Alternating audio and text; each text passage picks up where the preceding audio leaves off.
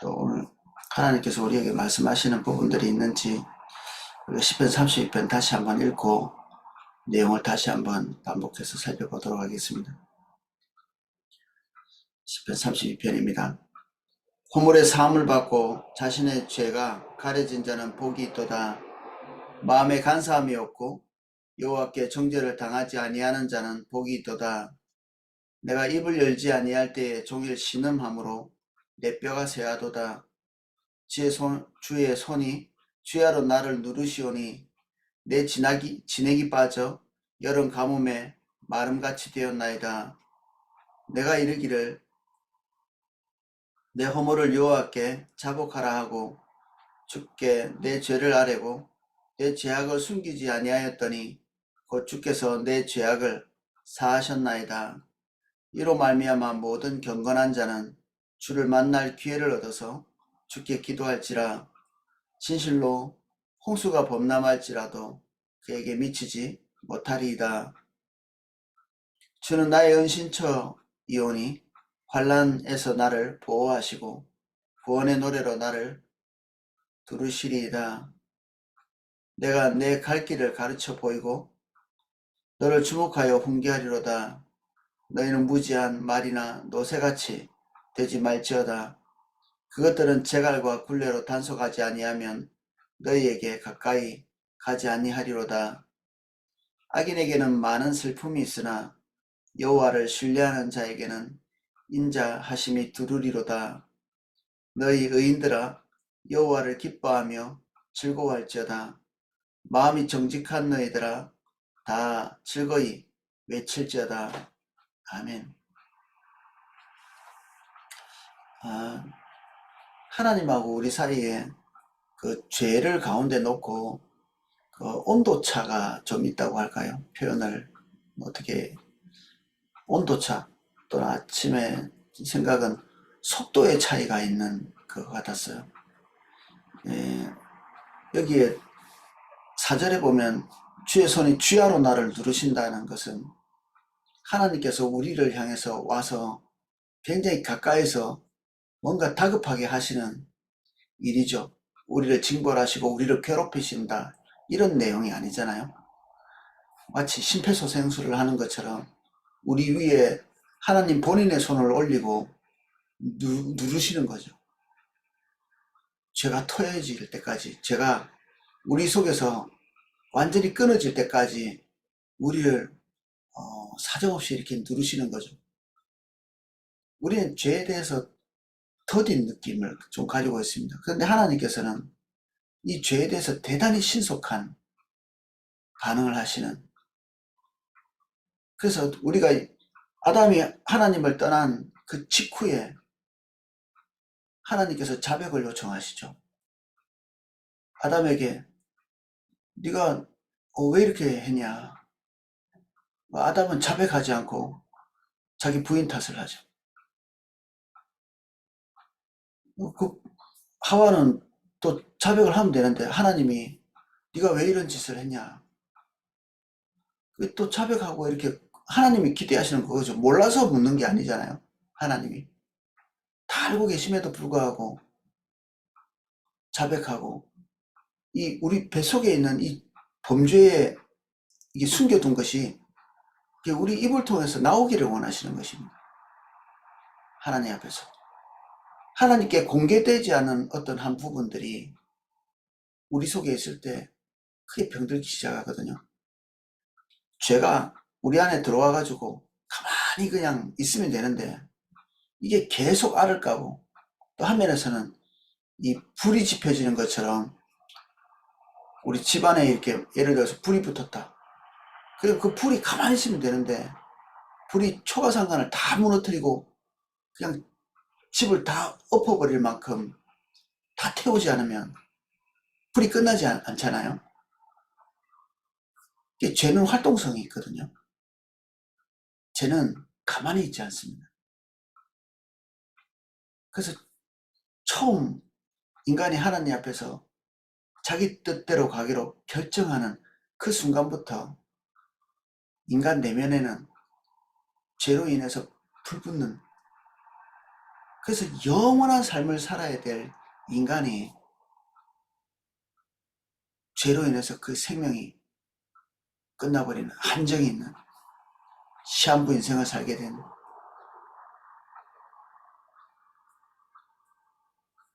잠깐 하나님과 떨어졌다가 다시 만나는 정도가 아니고 하나님과 영원히 떨어지게 되는, 하나님이 인류의 그 생명을 점차로 단축해 나가시잖아요. 원래는 영원히 살던 인간이 범죄하면서 천년을 넘기지 못하고 천년 미만의 삶을 살게 됐잖아요. 900살, 800살 이렇게. 근데 인간이 주님을 떠나면서 죄가 들어왔는데 이 죄가 가만히 있는 것이 아니라 지속적으로 증폭되고 있었죠. 인간 속에서, 인간의 사회 속에서 죄가 가만히 있지 않고 끝없이 증폭되는, 걷잡을 수 없는 불길같이 한 개인의 내면 안에서도 증폭되고 한 사회 안에서도 한 인류 안에서도 죄가 증폭되는,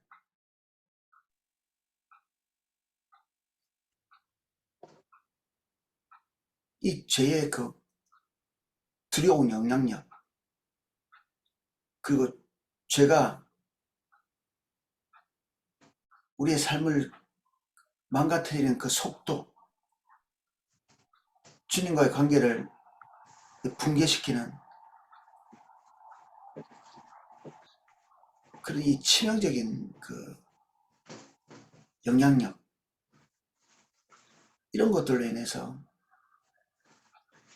하나님은 창세기 3장 15절에 나오는 것처럼 타락한 직후에 하나님께서 이 죄에 대한 해결을 하시겠다 선언하고 계시는데, 이러고 본데 하나님께서 이 죄에 대해서 대단히 신속하게 움직이시고 빨리 처리하기를 원하시고 남김없이 처리하기를 원하시는, 이게 하나님의 목적, 하나님의 의도거든요. 근데 뭐 다윗의 예를 저번 시간에 들었지만 다윗이 자기 안에 죄가 들어와 있음에도 불구하고 무려 1년이나 이것을 묵히고 있는, 하나님께서 더 노골적으로 말씀하셔야 될 지경까지 가버렸죠. 원래 다윗은 하나님의 의도에서 조금만 벗어나도 하나님의 임재가 거치는 자책하고 죄책감을 느끼는, 사울의 그 옷자락을 팬 그 행동으로 인해서 하나님께서 기뻐하시지 않는 걸 알고 그 자리에서 이렇게 마음을 돌이키고 주님 앞에 범죄했다고 이렇게 자복하는 그런 종류의 사람이었잖아요.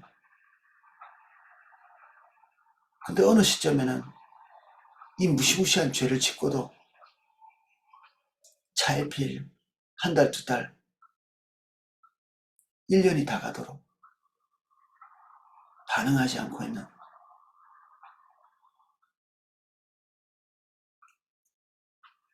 그래서 이 죄가 들어와서 다윗의 삶, 다윗의 가문, 그 나라에 다시 되돌이킬 수 없는, 사람이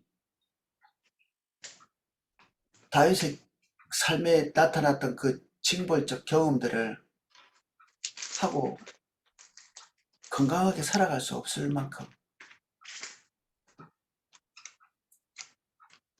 심각한 고통을 겪죠.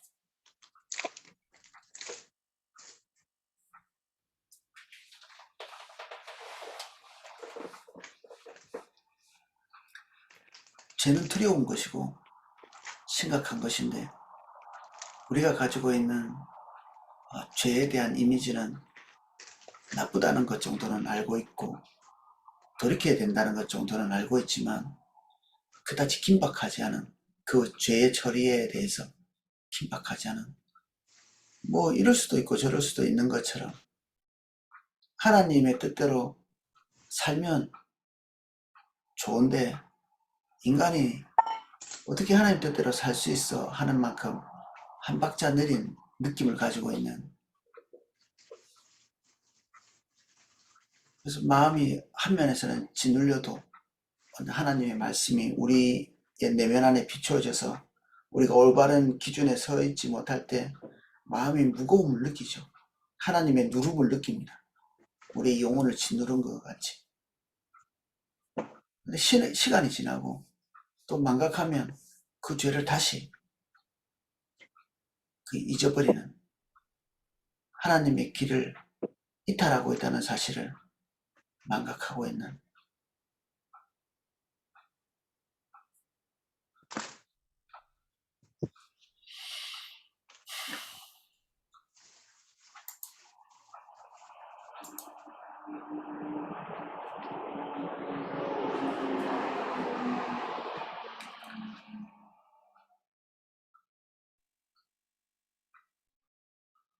우리를 정죄하기 위해서 하나님께서 우리의 죄를 지적하신다기보다는 이 죄의 심각성으로 인해서 하나님께서 우리의 삶에 와서 계속해서 녹화하시고 우리를 만지시고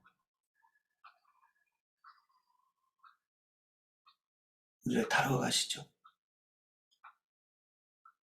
하나님께서 우리의 죄를 지적하실 때 우리가 두려워하거나 그 하나님 앞에서 불쾌한 감정을 가져서는 안 되고, 하나님께서 우리에게 어떤 말씀을 해오실 때 하나님하고 같은 입장에서 해야 됩니다. 하나님과 우리는 다른 편이 아니고 적이 아닙니다. 우리 안에 있는 죄에 대해서 같은 의사를 가지고 있고, 이 죄에 대한 그리고 사단에 대하여 우리가 같은 입장을 가지고 대처해 나가는, 우리의 죄의 문제이지만 하나님과 우리 사이에 가로막혀 있는 이 관계의 단절을 가져오는, 이게 하나님과 우리 사이의 공동의 적이거든요, 이 죄가. 그래서 이 죄를 해결하는 것은 하나님과 우리 사이의 공동의 목표입니다. 그냥 우리의 문제가 아니고 하나님의 문제이기도 하죠. 이게 우리만 우리의 안에 있는 죄를 해결하기 위해서 몸부림치는 그런 게 아니고, 하나님도 이 죄를 해결하기 위해서 하나님이 가지고 있는 모든 능력과 힘과 그 성품을 다 동원하시는 거죠. 그래서 하나님과 우리는 같은 입장입니다. 이 죄에 대해서. 하나님도 이 죄를 해결하기를 원하시고 우리도 해결함을 받아야 되고, 그래서 우리 안에 죄가 발견되었을 때 이게 오그라들고 뒤로 후퇴하는 게 아니라 더 적극적으로 하나님께 나아가서 하나님과 같은 편이 되어서 해결을 하는, 마치 같은 목표를 가지고 일하는 직장 동료같이, 또 축구선수가 같이 서로 패스를 하면서 골을 넣는 공동의 어떤 그 성취를 하는 그런 존재같이, 우리 안에 있는 죄의 문제에 대해서 하나님과 같은 속도를 가지고 같은 마음을 가지고 그리고 한 편이 되어서 이 죄의 문제를 다룰 필요가 있습니다. 죄는, 윤리의 죄는 사실은 우리 그리스도인들은 그렇게 많다고 볼 수가 없을 것 같습니다. 일반인보다는 훨씬 도덕률이 높기 때문에 윤리적인 죄를 범할 영역이 별로 없죠. 근데 주님과 우리와의 관계를 가로막는 것은 우리가 알고 있는 도둑질하고 죽이고 간음하고, 그리고 하나님이 미워하신다고 하는 그 우상 숭배를 노골적으로 해대는 그런 일이 잘 없죠.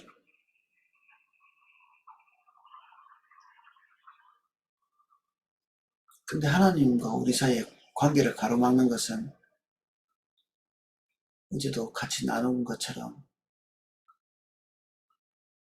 다른 사람들은 죄로 발견하지 못하는 그런 것인데 하나님과 우리 사이에서 주님의 관점으로 볼 때는 하나님과의 관계를 치명적으로 가로막는 어떤 요소일 수 있거든요. 저도 어제 기도하면서 음악을 못 켜드렸죠. 어제 한참 뒤에 켜드렸는데 저도 제 문제가 너무 다급했기 때문에 이게 음악 켜는 것도 잊어버리고 저만 음악을 듣고 있었더라고요. 보니까 한참 동안에 분명히 제 안에 어떤 문제가 있다는 건 알겠는데 그게 뭔지 명확하게 잘 떠오르지 않았기 때문에 제가 설교를 해도 보편적인 것들을 이렇게 설교하지 어떤 한 개인의 어떤 문제를 이렇게 뚫어지게 쳐다보거나 심지어는 저 자신에게 있는 문제를 이렇게 명확하게 딱 지적해서 이렇게 설교할 때 이게 떠오르지도 않거든요. 그야말로 하나님께서 주시는 딱 이미지 그것만 전달할 뿐인데 저 자신도 제가 하는 설교를 제 귀로 듣고 저도 청중이잖아요. 그 설교를 듣는 저도 제 입에서 이렇게 나가는 설교를 제가 듣고 저도 청중의 한 사람으로 이렇게 있거든요.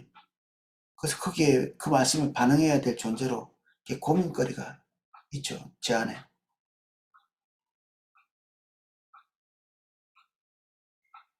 저도 선포되는 그 하나님의 말씀 앞에서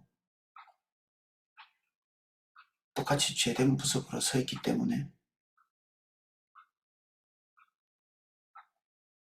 경지에 올라 있지 않기 때문에 어제는 그래서 제법 긴 시간 동안에 좀 고민이 많이 됐었습니다. 그래서 뭐 결국 그 낮에 기도회 하면서 하나님이 죄의 문제에 대해서 좀 밝게 비춰주신 것 같았습니다. 거의 이제 명료하고 깨끗하게 어떤 문제가 무엇인지 개인적으로는 알게 됐는데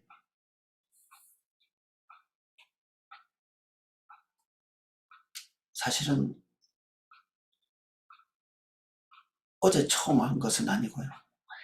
이게 항상 죄가 그렇습니다.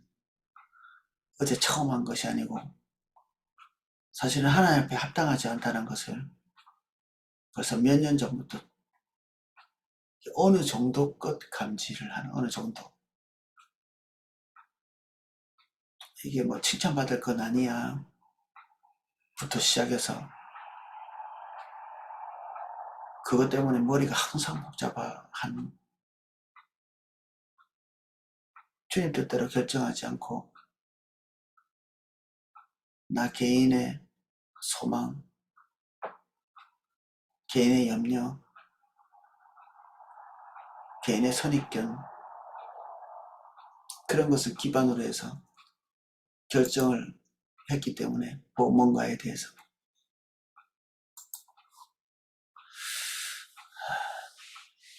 두고두고 하나님과의 그 문제에 있어서는 딱 일치되는 것이 별로 없는 전혀 일치되지 않는 이제 어제 최종적으로 깨끗한 결론을 좀 하나님이 주신 것 같아요. 이게 틀린 거구나. 땅에 있는 것을 쫓는 땅에 있는 것을 추구하고 나의 자원을 좀 더 확보해서 안정감을 얻으려고 하는 기본적인 자세가 제 속에 항상 있더라고요. 어제 그 부분이 명료하게 딱 정리가 되면서 하나님 앞에 개인적으로는 결단하고 돌이키고 그 하나님의 내 인생에 대한 하나님의 계획들 그 하나님의 처분 내가 간절히 원하는 염원 말고 그것들 버리고 내가 너의 길을 이 방향으로 인도하기를 원해 라고 하는 그거를 수용하고 받아들이면서 어째 다시 평온을 회복한 것 같아요.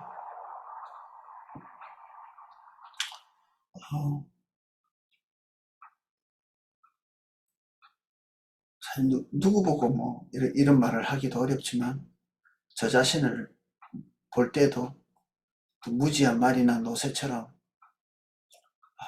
고집 부리고 상당 기간 동안을 질질 끌고 오는,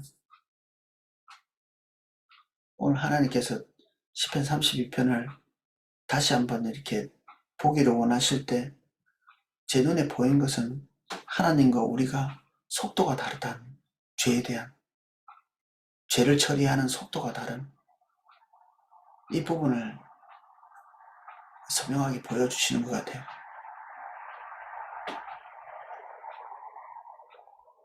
하나님은 죄를 지어서도 안 되지만 죄 가운데 들어간 그때부터 심각하게 고민하고 우리가 가지고 있는 죄 때문에 고통하고 계시는데, 다윗은 무려 1년을 질질 끌고 있고 초도 한 매년 정도 끌고 온 문제, 한 3, 4년씩 이렇게 끌고 왔던 문제이고, 아마 대부분 하나님께서 뭔가 이렇게 말씀하신 그 문제가 오늘 발생한 문제, 어제 발생한 문제는 아닐 겁니다. 내가 가지고 있던 생각, 내 편견과 나의 간절한 바람으로 인해서 벌써 수년째 이렇게 질질 끌고 온, 이게 꼭 칭찬받을 일은 아니지라고 생각하지만 그렇게 심각하게 느끼지 못했기 때문에 너무 오랫동안 끌고 온,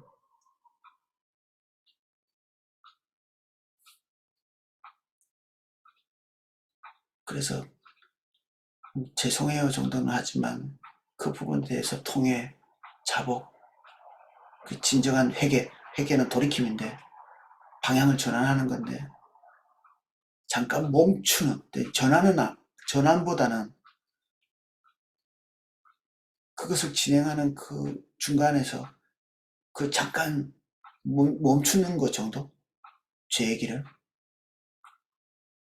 다시 돌아가야 되는데 그렇게 하지 않고 그냥 멈추고 시간이 지나면 또 다시 이렇게 진행되는,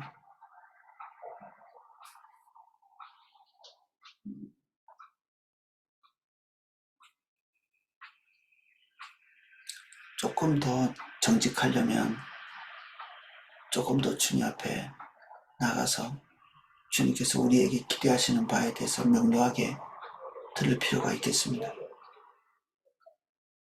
정직은 우리 자신에 대해서 정직해야 되는 거죠.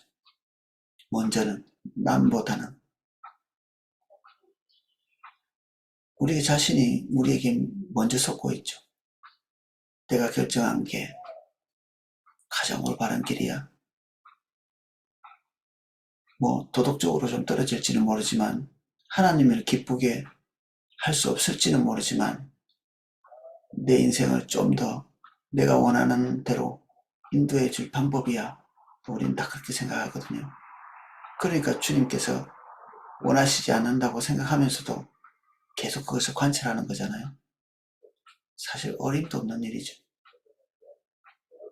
하나님이 지지하지 않는 방법이 우리를 행복하게 하거나 우리의 삶을 복된 길로 인도할 거라는 생각은 우리의 아집에 불과하죠. 그런 일은 절대로 일어나지 않거든요. 도둑놈은 남의 집의 것을 훔치면 자기가 부자 될 거라고 생각하는데 어림도 없죠. 교만한 사람은 자기가 다른 사람 위해서 군림하고 자기 자긍심 때문에 사람들이 자기를 추앙하고 우러러보고 대단하게 생각하고 정말 멋진 인생을 살 것처럼 그렇게 하지만 실제로 그렇지 않잖아요. 누구에게나 다 욕을 먹고 건방진 사람이다 이렇게 평가를 받는데 사실 나 자신만 속는 것입니다. 다른 사람을 조종해 봐야지, 군림해야지, 이용해서 내가 원하는 걸 좀 해봐야지, 다 스스로 속이는 것입니다. 아무도 나에게 속지 않고요. 아무도 내가 원하는 대로 움직이지 않습니다. 우리가 할 수 있는 것은 정직하게 반응하고 주님이 기대하시는 대로 정직하게 행하는 것, 그거밖에 없지. 우리가 구상한 삶, 우리가 기대하는 방향을 관찰해가지고 우리가 원하는 것을 획득하려고 하는 것은 우리가 우리를 속인 것입니다. 안 될 일인데 된다고 생각하는. 다윗은 왕이기 때문에 뭐든지 다 될 거라고 이렇게 믿었던 것 같아요. 그 한순간에는 남의 집에 있는 뭐 여자 자기가 데려와가지고 자기 욕심을 채우는 그 정도는 뭐 얼마든지 할 수 있을 거라고 생각했던 것 같아요. 그리고 그것으로 인한 창피, 부끄러움, 수치 이런 것도 자기가 가지고 있는 권력 그 정도면 얼마든지 덮을 수 있을 거라고 생각한 거죠.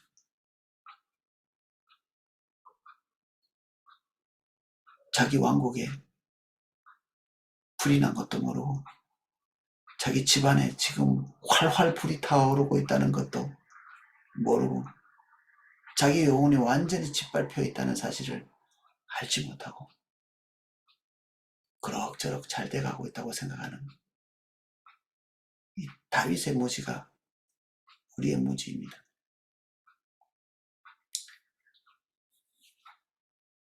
오늘 우리가 주님과 개인적인 교제를 가지면서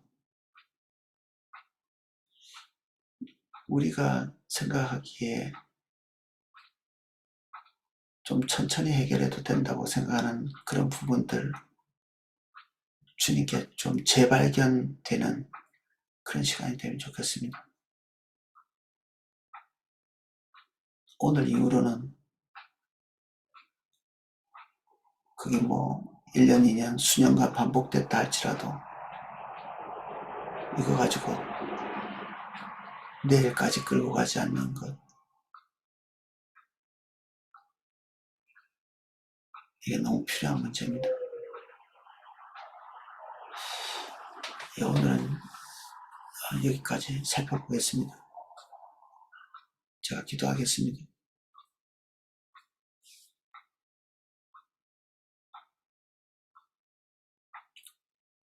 우리는 우리 문제에 대해서 그다지 심각하거나 그 다급함에 대해서 채 인식하지 못했습니다. 아버지, 우리에게 은혜를 주사 우리 안에 들어와 있는 죄의 문제가 얼마나 시급하고 다급한 문제인지를 확인할 수 있도록 도와주십시오. 지금 우리의 영혼이 불붙고 있고 우리와의 관계가 불붙고 있으며 우리가 접하는 모든 곳이 불타고 있습니다.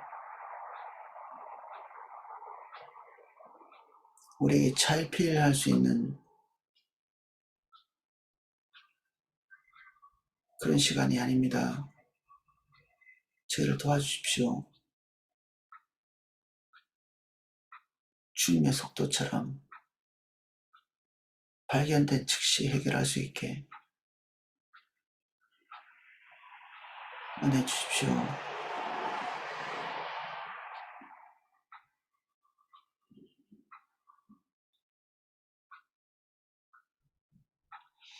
예수님 이름으로 기도합니다. 아멘. 네, 신앙훈련 하시는 분들은 오늘 내용을 다시 한번 이렇게 정리하시고